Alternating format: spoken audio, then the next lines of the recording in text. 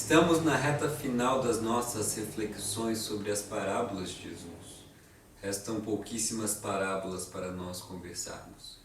Eu espero que essa jornada de conversas esteja sendo tão abençoadora e desafiadora como tem sido para mim. Não tem como nós nos depararmos com essas histórias de Jesus e permanecermos os mesmos. Compreender o reino dos céus, compreender as realidades do reino celestial, inevitavelmente deve transformar a nossa realidade aqui e agora e a maneira como enxergamos e vivemos o mundo. Eu espero que a experiência desta jornada tenha proporcionado essa transformação para você. Hoje nós vamos conversar sobre uma parábola bastante desafiadora de Jesus. Mas antes você já sabe, né? Pega o seu café e sua Bíblia. Daqui a pouco, logo após o teaser, nós vamos iniciar a nossa conversa.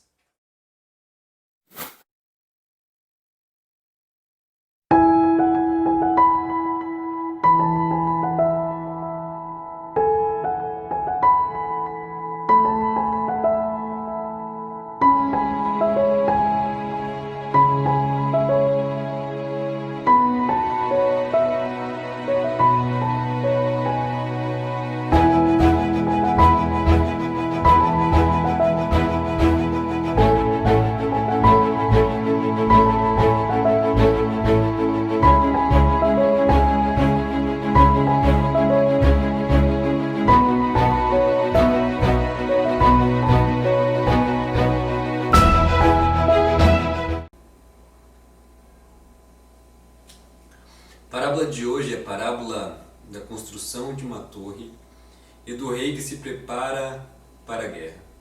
Essa parábola está relatada no Evangelho de Lucas, capítulo 14, versículos de 28 a 33, que diz assim: Qual de vocês, se quiser construir uma torre, primeiro não se assenta e calcula o preço para ver se tem dinheiro suficiente para completá-la? Pois se lançar o alicerce e não for capaz de terminá-la, todos os que a virem rirão dele, dizendo: Este homem começou a construir e não foi capaz de terminar. Ou, qual é o rei que, pretendendo sair à guerra contra outro rei, primeiro não se assenta e pensa se com 10.000 homens é capaz de enfrentar aquele que vem contra ele com 20.000? Se não for capaz, enviará uma delegação enquanto o outro ainda está longe e pedirá um acordo de paz. Da mesma forma, qualquer de vocês que não renunciar a tudo o que possui, não pode ser meu discípulo. Em que situação Jesus está contando essa parábola? Qual é o contexto de onde nascem essas palavras de Jesus? No versículo 25, nós vemos uma multidão seguindo Jesus. E quando Jesus se depara com essa multidão o seguindo, ele se volta para ela e diz: Se alguém vem a mim e ama o seu pai, sua mãe, sua mulher, seus filhos, seus irmãos e irmãs, e até a sua própria vida mais do que a mim, não pode ser meu discípulo. E aquele que não carrega a sua cruz e não me segue, não pode ser meu discípulo. Então Jesus olha para a multidão e afirma claramente que existe um custo, existe um preço para quem quiser segui-lo. E aquele que não estiver disposto a pagar o preço, não pode ser seu discípulo. É à luz dessas palavras e é para essa multidão que Jesus conta as duas parábolas que nós lemos, com o objetivo de convidar a multidão e com o objetivo de nos convidar a calcular os custos do discipulado e a nos advertir contra uma aceitação prematura e inconsequente do discipulado. Então Jesus conta a primeira parábola dizendo: Qual de vocês, se quiser construir uma torre, primeiro não se assenta e calcula o preço para ver se tem dinheiro suficiente para completá-la? Pois se lançar o alicerce e não for capaz de terminá-la, todos os que a virem rirão dele, dizendo: Este homem começou a construir e não foi capaz de terminar. Jesus provavelmente aqui está fazendo referência à figura de um fazendeiro. Um fazendeiro que resolve construir uma torre em sua fazenda com o intuito de guardar suas ferramentas e guardar suas provisões. Ele quer proteger a sua propriedade, os seus bens dos estranhos e dos ladrões. Ao construir a torre, ele ia obter o respeito da comunidade, sua propriedade ia aumentar de valor. Ele reconhece a necessidade de construir uma torre, mas, e aqui está o ponto, não se assenta para calcular o custo do material e da mão de obra necessária. Por isso, no meio da construção, os recursos acabam e ele tem que abandonar o projeto. A torre fica inacabada e abandonada. O fazendeiro perde todo o seu dinheiro investindo numa construção que ele não pôde terminar e investindo numa construção que ele não pôde desfrutar depois. E ainda mais ele perdeu todo o prestígio da comunidade, porque agora as pessoas olham para a torre inacabada e ridicularizam dizendo: este homem começou a construir e não pôde acabar. Esse homem começa, mas não termina. Precisamos lembrar que no Oriente essa questão da honra, essa questão da vergonha é uma questão muito importante, de muito peso para eles.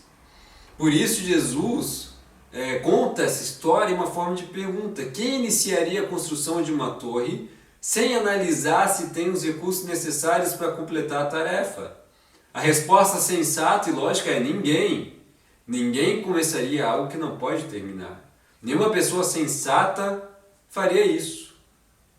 E Jesus utiliza essa pergunta para chegar numa conclusão. Então, igualmente tola, inconsequente seria a ideia de ser um discípulo, de se tornar um discípulo de Jesus, sem considerar o impacto dessa decisão na nossa vida.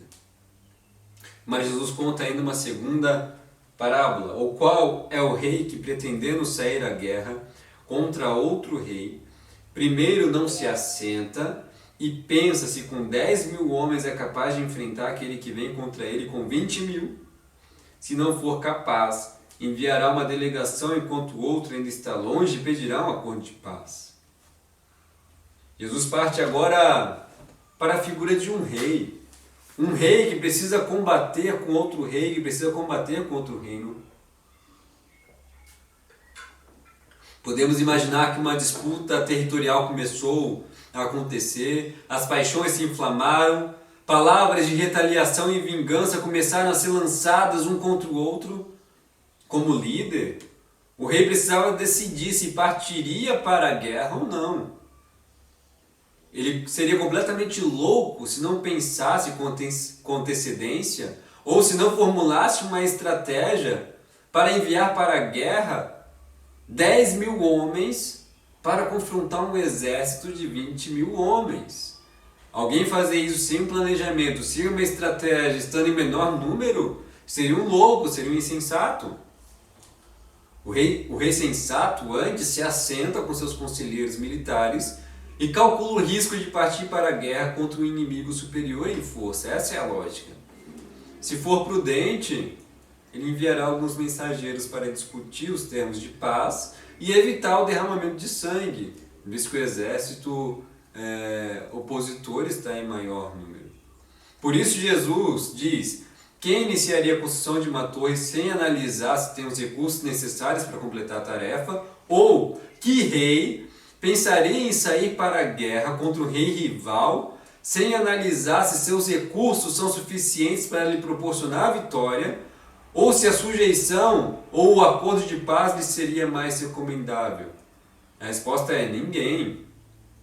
Nenhum rei partiria para uma guerra, estando em menor número, sem antes planejar, sem antes escrever ou pensar numa estratégia. Da mesma forma, igualmente tola e inconsequente seria a ideia de se tornar um discípulo de Jesus, sem considerar o impacto e os custos dessa decisão para a nossa vida. É isso que Jesus está falando para a multidão. Olha, se vocês estão me seguindo, mas não sabem os custos de me seguir, vocês estão sendo inconsequentes. Vocês precisam avaliar e vocês precisam saber o que significa me seguir e quais são os custos de me seguir. Mas qual é o custo de seguir a Jesus? Nos versículos 26 e 27 que nós lemos, Jesus deixa claramente quais são esses custos. Ele deixa muito claro. Se alguém vem a mim e ama o seu pai, sua mãe, sua mulher, seus filhos, seus irmãos e irmãs, e até a sua própria vida mais do que a mim, não pode ser meu discípulo. E aquele que não carrega a sua cruz e não me segue não pode ser meu discípulo. O custo de seguir a Jesus é amá-lo acima das coisas que são preciosas para nós, das coisas que são mais preciosas e mais caras para nós. O custo é carregar a cruz. O custo é seguir a Jesus como discípulos. Dietrich Bonhoeffer, ele tem uma frase muito impactante a respeito disso, em que ele diz: o discipulado é de graça, mas lhe custará a sua vida. O discipulado é de graça, mas lhe custará a nossa vida. E se não estivermos dispostos a abrir mão da nossa própria vida, se não estivermos dispostos a considerar Jesus a coisa mais preciosa acima das coisas preciosas da nossa vida, nós não podemos ser discípulos de Jesus. É isso que Jesus está falando para a multidão. Se vocês não estão dispostos a me colocar como prioridade, primazia na vida de vocês, vocês não podem ser meus discípulos. Ou você segue Jesus por inteiro, ou você não segue. O chamado de Jesus ele é radical nesse sentido. Porque aquele que quiser segui-lo deve estar disposto a comprometer a própria vida, deve estar disposto a comprometer todas as áreas da vida. Um jovem rico, relatado nos evangelhos, por exemplo, que se considerava um cumpridor dos mandamentos, quando foi desafiado por Jesus a abrir mão de toda a sua riqueza e dar aos pobres e seguir a Jesus, ele foi embora entristecido, porque ele amava demais as suas riquezas. Ele não considerava Jesus mais precioso do que as suas riquezas. Jesus está dizendo que se nós não estivermos dispostos a abrir mão daquilo que nós mais amamos para amá-lo em primeiro lugar, nós não podemos ser seus discípulos. Isso é muito forte, não é? Por isso é tolice seguir a Jesus sem considerar o impacto dessa decisão na nossa vida. Porque optar em seguir a Jesus tem um impacto gigantesco na nossa vida e tem um custo gigantesco para nós, que nós precisamos avaliar. Existe um preço para seguir Jesus. Aqueles que optam em seguir a Jesus sem considerar os custos disso, aqueles que optam em seguir a Jesus sem ter um compromisso de vida com Jesus, são reféns daquilo que Dietrich Bonhoeffer chama de graça barata, ao passo que aqueles que calculam o custo de seguir Jesus e se comprometem e se rendem ao senhorio de Cristo, eles entenderam aquilo que ele chama de a graça preciosa. Veja o que o Bonhoeffer fala em seu livro Discipulado. A graça barata é a pregação do perdão, sem arrependimento do pecador. É o batismo sem disciplina. É a comunhão sem confissão de pecados. É a absolvição sem confissão pessoal. A graça barata é a graça sem discipulado. É a graça sem cruz. É a graça sem Cristo vivo e encarnado. Por outro lado, a graça preciosa é o tesouro oculto no campo, pelo qual o ser humano vende feliz tudo quanto possui. É a pérola preciosa pela qual o mercador oferece todos os seus bens. É o domínio do reino de Cristo pelo qual o ser humano arranca o olho que o faz tropeçar. É o chamado de Jesus Cristo, pelo qual o discípulo deixa suas redes para trás e o segue.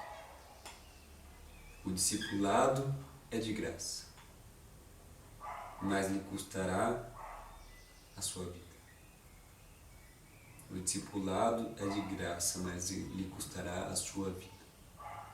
Nós somos reconciliados com Deus por meio de Jesus de graça. Mas ao mesmo tempo, a partir do momento que nós somos reconciliados, isso vai custar a nossa vida por inteiro.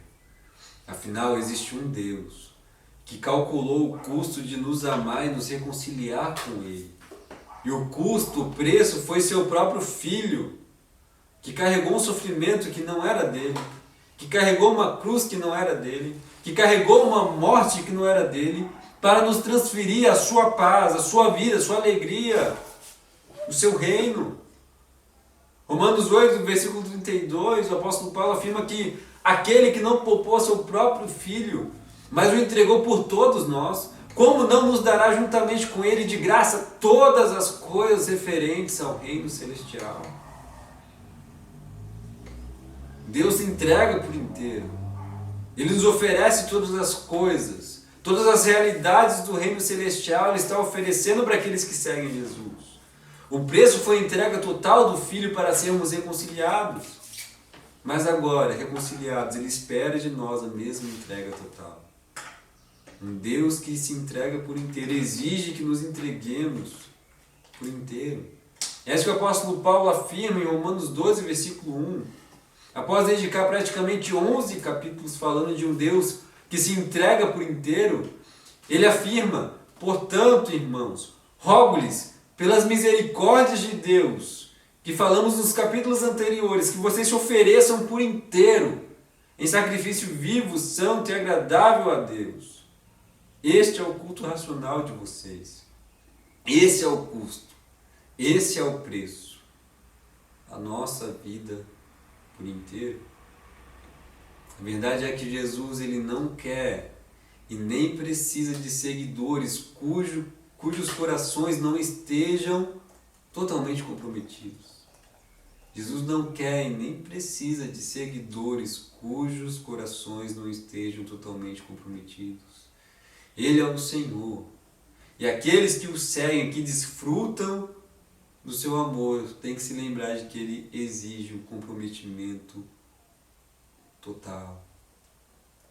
Que aquilo que Ele disse, que aquilo que Ele afirma deve influenciar todas as áreas da nossa vida, da nossa existência. Mas ao mesmo tempo que precisamos avaliar o custo de seguir a Jesus, nós precisamos também avaliar o custo de não seguir a Jesus. Em Marcos capítulo 8, versículos de 36 e 37, Jesus afirma o seguinte: pois que adianta o homem ganhar o mundo inteiro, conquistar o mundo inteiro e perder a sua alma? Ou que o homem poderia dar em troca de sua alma? Não seguir a Jesus também custa a nossa vida. Consegue perceber isso? Mas olha a diferença que ele pontua em Marcos 8, versículo 35. Quem quiser salvar a sua vida vai perder. Mas quem perder a vida por minha causa e pelo Evangelho, a salvará. Aquele que perder a vida vai encontrar. Todos os personagens bíblicos que optaram em seguir a Deus tiveram que sacrificar aquilo que mais amavam, ou tiveram que optar em colocar Deus como prioridade acima das coisas mais preciosas da sua vida. E isso é inevitável para a caminhada de um discípulo de Jesus. A partir do momento que nós conhecemos a Deus, nós conhecemos quem Ele é, aquilo que Ele fez, não tem como a nossa vida continuar a mesma. Não tem como não priorizar aquele que é o mais importante, aquele que nós mais amamos. Por exemplo, Abraão teve que sair da sua terra. Ele foi desafiado a sacrificar seu único filho em obediência e fé a Deus, apesar de, no final das contas, Deus não ter aceitado o sacrifício, ter providenciado outro sacrifício. Alguns profetas perderam a própria vida por causa da mensagem que carregavam, por causa do seu compromisso que tinham com Deus. Os apóstolos foram martirizados por pregar o Evangelho. Os primeiros discípulos também foram mortos por amarem a Jesus. Esse é o custo, a nossa própria vida, a nossa vida por inteiro. E a pergunta é: você estaria disposto a sacrificar aquilo que você mais ama por causa de Jesus?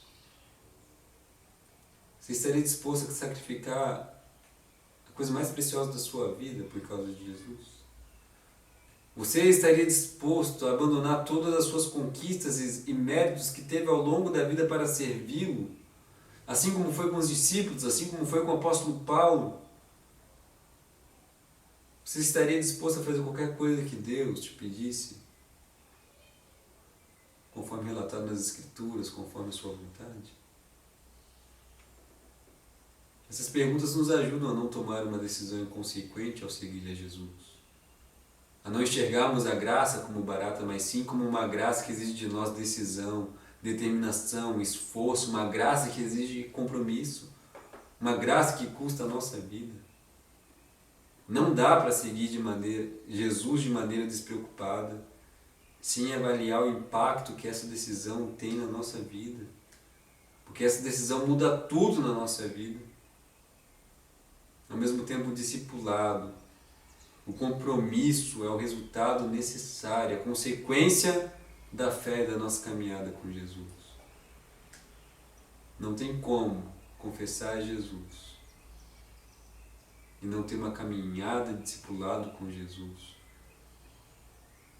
Não tem como confessar Jesus e não ter uma longa obediência numa mesma direção. No nosso contexto brasileiro, muitas pessoas têm optado em seguir Jesus. Eu desconfio que a maioria delas faz isso de forma inconsequente, despreocupada, sem avaliar o curso de seguir a Jesus e o impacto que isso deveria trazer sobre a vida delas. Confessam a Jesus, mas a vida continua sendo a mesma que era. Qual a consequência disso? Assim como o homem que constrói a torre não é capaz de terminá-la e por isso é envergonhado, essas pessoas acabam desonrando a Deus, acabam envergonhando a igreja e acabam prejudicando outras pessoas por optarem por Jesus, sem demonstrar nenhuma seriedade de compromisso na vida. Optam por Jesus, mas nada na vida muda. As prioridades não mudam, a forma de lidar com o próximo não mudam. Essa é a triste realidade do nosso contexto. Carregam o nome de Jesus, mas tratam a vida de Jesus como se não fosse nada. Desonram a fé, desonram a Deus, escandalizam outras pessoas, distorcem o cristianismo. Tratam o discipulado com emoções fingidas e entusiasmo superficial. Choram por causa de uma música emocionante, mas não choram quando desonram a Deus por seus pecados, mas não choram por causa da corrupção da humanidade, não choram por causa da maldade. Ficam entusiasmados com uma mensagem bonita, mas não se empolgam em encarnar a mensagem e viver a vida de Jesus. Mais uma vez repito, Jesus não quer, não precisa, não está interessado em seguidores cujos corações não estejam totalmente comprometidos. Por isso, o convite é avalie os custos. Todos nós precisamos avaliar os custos. Aquele que não poupou seu próprio filho espera que aqueles que confessam o seu nome não poupem nenhum esforço para servir, mas que o sirvam com fidelidade, com esforço, com integridade, que professam o seu nome e vivem e encarnam a sua mensagem. Quero orar com você. Pai, nós somos gratos, Senhor, por tamanha graça, tamanho amor que nos alcançou, Senhor. Graça que nos convida a nos entregarmos em inteireza de coração ao Senhor. Nos ajude a fazer isso, Senhor. Porque nós reconhecemos que o Senhor é o nosso bem mais precioso. Reconhecemos que o Senhor, o seu reino, é como um tesouro escondido que nós achamos e que não queremos abrir mão, Senhor. Então nos ajude a corresponder ao seu amor nos ajude a nos mantermos fiéis na caminhada de discipulado com nosso Senhor Jesus Cristo. Que nessa caminhada possamos o ouvir, o seguir, Senhor, e viver como Ele viveu. Nos ajude. Em nome de Jesus. Amém. Bom estar com você mais uma vez. Logo mais às 19 horas estaremos juntos novamente para continuarmos louvando a Deus, para continuarmos juntos refletindo sobre as Sagradas Escrituras, que essas reflexões venham gerar impacto na nossa vida e trazer transformação. Deus abençoe você, um ótimo domingo.